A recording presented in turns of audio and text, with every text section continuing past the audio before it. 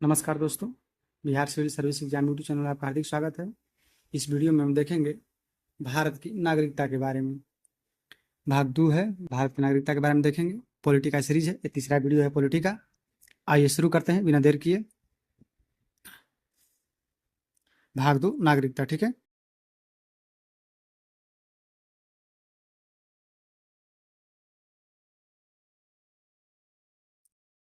कोई भी देश अपने मूल निवासियों को कुछ विशेष अधिकार देता है। इन अधिकारों को ही नागरिकता कहा जाता है। भारत में एकहरी नागरिकता है, अर्थात हम केवल देश के नागरिक हैं, राज्यों के नागरिकता नहीं बल्कि निवासी हैं। नोट: भारत में नागरिकता ब्रिटेन से लिया गया है। नागरिकता का पहला विवरण अरस्तु ने दिया था। नागरिक होने के कारण पैन कार्ड, आधार कार्ड दिया जाता है। गैर नागरिक को यह सुविधा उपलब्ध नहीं है। अनुच्छेद 5 से 11 तक है इसका नागरिकता का प्रावधान, ठीक है। और पहले में था भाग 1 में संघ एवं राज्य क्षेत्र 1 से लेकर 4 तक अनुच्छेद। अनुच्छेद 5 कहता है कि प्रारंभ में दी गई नागरिकता, अर्थात जब संविधान बना तो उन सभी लोगों को नागरिकता दी गई जो उस समय भारत के अंदर रहते थे। अनुच्छेद 6 पाकिस्तान से बाहर भारत में आए लोगों का नागरिकता, किंतु यदि वह संविधान बनने के बाद आएंगे तो नागरिकता नहीं मिलेगी। कह रहा है कि पाकिस्तान से भारत में आए लोगों का नागरिकता, किंतु यदि वह संविधान बनने के बाद आएंगे तो उन्हें नागरिकता नहीं मिलेगी। अनुच्छेद 6 के तहत नहीं मिलेगी, ठीक है। परमिट लागू 19 जुलाई 1948 तक, ठीक है। अनुच्छेद 7 कह रहा है कि स्वतंत्रता के बाद भारत से पाकिस्तान चले गए ऐसे व्यक्ति जो संविधान बनने से पहले लौट आए तो उन्हें नागरिकता दे दी जाएगी, ठीक है। स्वतंत्रता के बाद गए और संविधान लागू होने से पहले आ गए तो उनको नागरिकता दी जाएगी अनुच्छेद 7 के तहत। अनुच्छेद 6 के तहत वैसे व्यक्ति को नागरिकता दी जाएगी जो संविधान लागू होने से पहले भारत में आ गए, चाहे वो कोई भी व्यक्ति हो, भारत से जाकर पाकिस्तान गया हो या पाकिस्तान से खुद उठ करके आ गया हो भारत में, तो उन सभी व्यक्तियों को नागरिकता अनुच्छेद 6 के तहत दी जाएगी। और जो व्यक्ति स्वतंत्रता के बाद तो पाकिस्तान में चले गए, फिर संविधान लागू होने से पहले चले आए, ठीक है, यानी 1947 से 48 के बीच में जो पाकिस्तान जाकर वापस आ गए हैं उनको अनुच्छेद 7 के तहत नागरिकता दी जाएगी।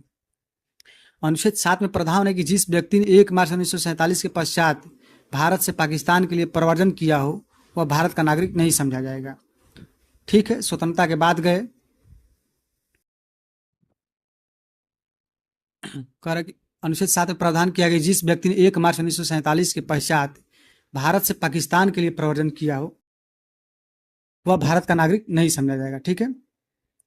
किंतु यदि वह अस्थायी रूप से भारत लौटने के लिए अनुमति लेकर वापस आ गया हो तो उनकी नागरिकता इस संबंध में नियम लागू होंगे, ठीक है। एक न्यूज चैनल में काम करता हूँ, वहीं से बार बार मैसेज आ रहा था तो मैंने उनको ओके लिख दिया है, बाद में उसको अपडेट करूंगा। एक न्यूज आया है कोई, अभी देखा नहीं उसको। चलिए शुरू करते हैं। अनुच्छेद 8 के तहत विदेश भ्रमण एवं नौकरी करने पर भारत की नागरिकता समाप्त नहीं होगी। अनुच्छेद 8 में प्रावधान किया गया कि विदेश में भ्रमण कीजिएगा या नौकरी कीजिएगा तो भारत की नागरिकता समाप्त नहीं होगी। अनुच्छेद 9 विदेशी नागरिकता लेने पर भारत की नागरिकता समाप्त कर दी जाएगी। अगर किसी देश का नागरिकता ले लेते हैं आप भारत के अलावा तो आपकी भारत की नागरिकता समाप्त कर दी जाएगी। अनुच्छेद 10 भारतीयों को नागरिकता बनी रहेगी तब तक जब तक कि वह कोई देश विरोधी कार्य नहीं करते हैं तो उनकी नागरिकता बनी रहेगी। अनुच्छेद 11 नागरिकता संबंधी कानून संसद बनाती है, यह जिम्मेदारी गृह मंत्रालय को दी गई है। कोई राज्य नहीं बना सकता है, केवल संसद बनाएगी और वो भी गृह मंत्रालय के अधीन आएगी, ठीक है। नागरिकता अधिनियम 1955, इस अधिनियम में नागरिकता प्राप्त करने की 5 विधियां तथा नागरिकता समाप्त करने की 3 विधियां बताई गई हैं। प्राप्त करने की 5 विधियां कौन कौन सी है? जन्म के आधार पर संविधान लागू होने के बाद भारत में जन्म लेने वाले सभी बच्चे को नागरिकता दी जाएगी यदि उनकी माता पिता भारत के नागरिक हों। हम सभी को इसी विधि द्वारा नागरिकता प्राप्त हुई है, ठीक है। दूसरा विधि क्या कहता है? वंश के आधार पर नागरिकता, विदेश में जन्म लेने वाले बच्चों को भी नागरिकता दी जाएगी यदि उसके माता पिता या दोनों में से कोई एक यदि भारत का नागरिक हो तो उसको भारत की नागरिकता दी जाएगी। आगे देखते हैं। वंश के आधार पर नागरिकता, विदेश में जन्म लेने वाले बच्चों को भी नागरिकता दी जाएगी यदि उसके माता पिता या दोनों में से कोई एक भारत का नागरिक है, ठीक है। शिखर धवन का बच्चा, सानिया मिर्जा का बच्चा इसी के तहत नागरिकता प्राप्त किया है। अब एक पंजीकरण द्वारा नागरिकता, इस विधि द्वारा नागरिकता प्राप्त करने वाले के लिए व्यक्ति को 7 साल लगातार भारत में रहना होता है। इस विधि द्वारा राष्ट्रमंडल देशों को नागरिकता दी जाती है। ठीक है। अब देशीकरण द्वारा नागरिकता, वैसा व्यक्ति जो भारत की 8वीं अनुसूची में से कम एक भाषा को जानता हो, भारत के प्रति सकारात्मक सोच रखता हो, वैज्ञानिक या कला में निपुण हो, साथ ही लगातार भारत में 12 साल तक रहा हो, तो उसे देशीकरण की विधि द्वारा नागरिकता दी जाती है। मदर टेरेसा को भारत की नागरिकता इसी के तहत दी गई थी। ठीक है, अच्छा बात है, उदाहरण के साथ भी दे दिया हूँ। अर्जित भूमि के तहत नागरिकता, किसी विदेशी राज्य को भारत में मिला लेने पर वहाँ के लोगों को नागरिकता दे दी जाएगी। सिक्किम का भारत में विलय होने के बाद वहाँ के निवासी को दी गई नागरिकता बांग्लादेश के परगना जिले को दी गई नागरिकता इसी के तहत दी जाती है। अब अगला है नागरिकता में हुए संशोधन। नागरिकता में पहला संशोधन 1986 ईस्वी में, नागरिकता में हुए संशोधन, नागरिकता में पहला 1986 ईस्वी में, दूसरा 1992 में, तीसरा 2005 ईस्वी में और चौथा 2005 ईस्वी में और पांचवा 2019 ईस्वी में संशोधन किया गया। ठीक है।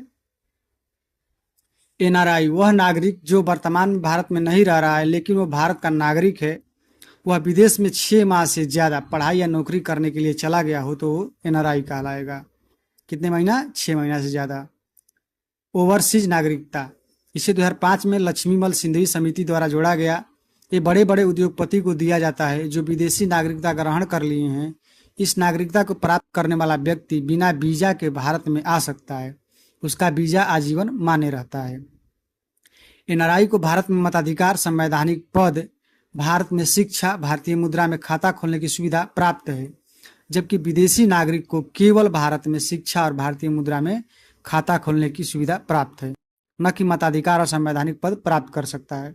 ध्यान रखिएगा, एनआरआई तो वैसे भी भारत का नागरिक है तो करेगा ही, लेकिन ओवरसीज नागरिक नहीं करेगा। ठीक है। और संवैधानिक पद प्राप्त कर सकता है। ठीक है। 9 जनवरी 1915 को महात्मा गांधी के दक्षिण अफ्रीका की यात्रा से भारत लौटकर आने के उपलक्ष्य में इस तिथि को प्रवासी भारतीय दिवस के रूप में मनाया जाता है।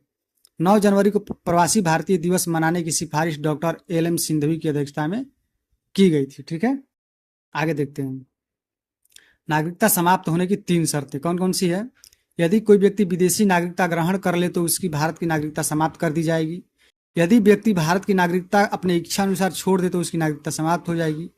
सरकार उस व्यक्ति की नागरिकता रद्द कर देगी जो कोई व्यक्ति संविधान की आस्था न रखे, देश विरोधी कार्य करे, पागल हो जाए, धोखे से नागरिकता ग्रहण कर ले या बिना बताए लगातार 7 वर्ष तक विदेश में रह जाए तो उसकी नागरिकता समाप्त हो जाएगी। 3 तरह की नागरिकता कैसे समाप्त होगी?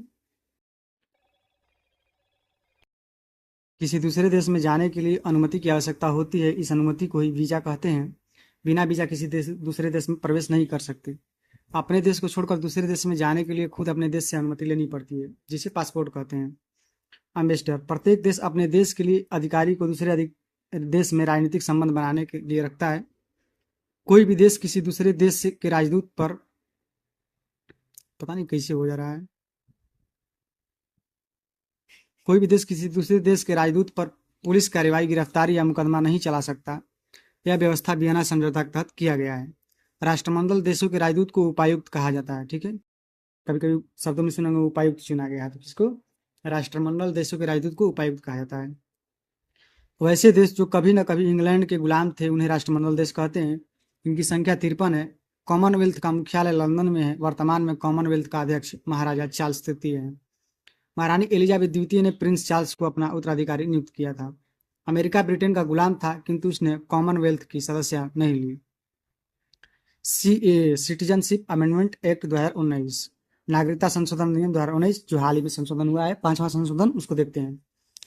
भारत की संसद द्वारा पारित एक अधिनियम है जिसके द्वारा 1955 का नागरिकता कानून को संशोधित करके यह व्यवस्था की गई कि 31 दिसंबर 2014 के पहले पाकिस्तान, अफगानिस्तान, बांग्लादेश से धार्मिक प्रताड़ना वाले अल्पसंख्यक लोग, हिंदू, बौद्ध, सिख, जैन, पारसी एवं ईसाई को भारत की नागरिकता प्रदान की जाएगी। इस विधेयक में भारतीय नागरिकता को प्राप्त करने के लिए आवश्यक 11 वर्ष तक भारत में रहने की शर्त को भी छूट दे दी गई है। इस अवधि को केवल 5 वर्ष तक भारत में रहने की शर्त के रूप में बदल दिया गया। ठीक है। 20 दिसंबर 2019 को पाकिस्तान के 7 शरणार्थियों को भारतीय नागरिकता देकर इस अधिनियम को लागू कर दिया गया था। ठीक है। 20 दिसंबर 2019 को पाकिस्तान से आए 7 शरणार्थियों को नागरिकता दे दिया गया था। ठीक है। अब आते हैं एनआरसी, राष्ट्रीय नागरिक रजिस्टर। भारत के राष्ट्रीय नागरिक पंजी भारत सरकार द्वारा निर्मित एक पंजीकरण है इनमें किसी उन भारतीय नागरिकों के नाम हैं जो असम के वास्तविक यानी वैध नागरिक हैं। यह पंजी विशेष रूप से असम के लिए ही बनाई गई है। जब पाकिस्तान और बांग्लादेश में लड़ाई चल रही थी तो बहुत से लोग वहां से भाग करके भारत चले आए। ये सभी लोग धार्मिक प्रताड़ित नहीं बल्कि अपने ही देश के लोगों द्वारा प्रताड़ित थे। इस पर सुप्रीम कोर्ट ने 2013 में कहा था कि आप एनआरसी लाइए और जो व्यक्ति 24 मार्च 1971 से पहले भारत आए हैं उन्हें एनआरसी के तहत नागरिकता दे दी जाए। 2015 में एनआरसी का रजिस्टर बनने लगा।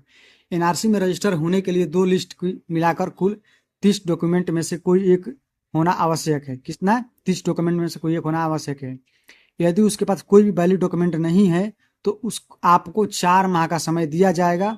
आपको 4 माह के अंदर अपने आप को साबित करना पड़ेगा। यदि 4 माह के अंदर आपको साबित नहीं कर पाएंगे तो आपको डिस्ट्रिक्ट कोर्ट जाना पड़ेगा। यदि डिस्ट्रिक्ट कोर्ट आपको साबित नहीं करता है तो आपको हाई कोर्ट एवं सुप्रीम कोर्ट जाना पड़ेगा। यदि हाई कोर्ट एवं सुप्रीम कोर्ट भी आपको साबित नहीं करता है तो आपकी नागरिकता समाप्त कर दी जाएगी और आपको डिटेंशन सेंटर में भेज दिया जाएगा। किसके तहत? एनआरसी के तहत। एनआरसी नेशनल पॉपुलेशन रजिस्टर, राष्ट्रीय जनसंख्या रजिस्टर, एनपीआर देश के निवासियों का एक रजिस्टर है। इसमें नागरिकता अधिनियम 1955 एवं नागरिकता 2003 के प्रावधानों के आधार पर स्थानीय, ग्रामीण, पंचायत, तहसील, राज्य और राष्ट्रीय स्तर पर तैयार किया गया। उसके परिवार कितना है और कौन व्यक्ति कहाँ रहता है, इस आधार पर एनपीआर बनेगा। इससे जनसंख्या की गणना की जाएगी। एनपीआर के बाद जनगणना का सही आंकड़ा मिलेगा। अब देखते हैं भाग 3 है मूल अधिकार। तो ये रहा भाग 2 और इसमें भाग 2 में हम पढ़े हैं नागरिकता कितने बार से त्याग की जा सकती है और कितने प्रकार की नागरिकता भारत में दी जाती है। तेरा नागरिकता का वीडियो अगले वीडियो में हम पढ़ेंगे मूल अधिकार के बारे में। धन्यवाद। वीडियो अच्छा लगे तो लाइक और सब्सक्राइब जरूर कीजिएगा।